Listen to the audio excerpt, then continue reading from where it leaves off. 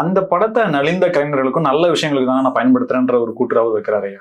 பள்ளிக்கூடமே கட்டி கொடுக்காத ஒரு நலிந்த கலைஞர், அமெரிக்காவில் இருக்கிற நலிந்த கலைஞரா, ஜெனீவாவில் இருக்கிற நலிந்த கலைஞரா? நம்ம அரசியல்வாதி சொல்லுவாங்கல்ல, நான் கொள்ளையடிக்கிறது கூட மக்களுக்கு தாங்க, நான் மக்கள் கேட்கும்போது 500 ரூபாய்க்கு குவார்டர் கோழி இது காக்கா பிரியாணி கொடுத்துறேன்னா இல்லையா? எல்லா அரசியல்வாதியும் 500 ரூபா 1000 ரூபா கொடுக்கறதுக்கு பணம் தேவைப்படுது. அது அவன் எங்க அடிக்கிறான்? எங்க அடி திருடுறான்? மக்கள் தான் திருடுறான். மக்கள் நம்மளால என்ன பண்றான்? எலெக்ஷன் வரும்போது 500 ரூபா காக்கா பிரியாணி நம்ம செந்தில் பாலாஜி அடைச்சி வச்சுட்டார்.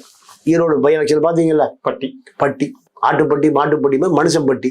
போதை தெரிஞ்சா அடிச்சுக்க சரக்கு, போதை தெரிஞ்சா அண்டாவில் பிரியாணி ஆக்கிட்டு இருக்கு, காக்கா பிரியாணி சாப்பிட்டுக்க. கூலி வேலைக்கு போனீங்கன்னா 1000 ரூபா கொடுப்பாங்கல்ல, 1000 ரூபா நான் தர்றேன். இங்கேயே படுத்துக்கிடலாம்.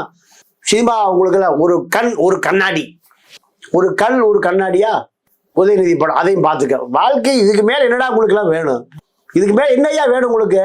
நான் எனக்கு ஒரு நண்பர் ஈரோடு ஒரு நிருபர், ஒரு நண்பர், நெருங்கிய நண்பர் ஒருத்தர் ஒரு தட்டு கொண்டு கொடுத்தாரு எனக்கு. அப்போ அந்த தட்டை பார்த்தா அதில் கருணாநிதி இருக்காரு, ஸ்டாலின் இருக்காரு, உதயநிதி இருக்காரு. இலவச தட்டு வீட்டுக்கு வீடு கொடுத்தாங்களாம். அப்போ அதை சாப்பிடும்போது 3 வரி பார்த்துட்டு தான் சாப்பிடணும். சாப்பாடு அவங்க தான் போடுறாங்க. எப்படி இந்த திராவிட இயக்கம் பாருங்க, தட்டு கொடுக்கும்போது அச்சடிச்சிடறான். அப்போ அவ்வளவு தூரம் உங்களுக்கு இந்த மக்களை ஏமாற்றி ஓட்டு வாங்குவதற்கு அரசியல்வாதி செய்கிற அதே அயோக்கியத்தனத்தை இசை ஞானி செய்கிறார்.